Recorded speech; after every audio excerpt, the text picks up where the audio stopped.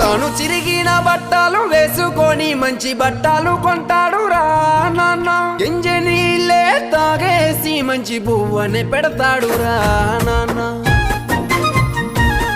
నా చిన్నతనములో నేను బడికి వెళ్ళడానికి, పెరిగి పెద్ద అయినాక కాలేజు చదువు చదవడానికి తాను చెమటనే సిందించి రెక్కల కష్టమే చేస్తాడు.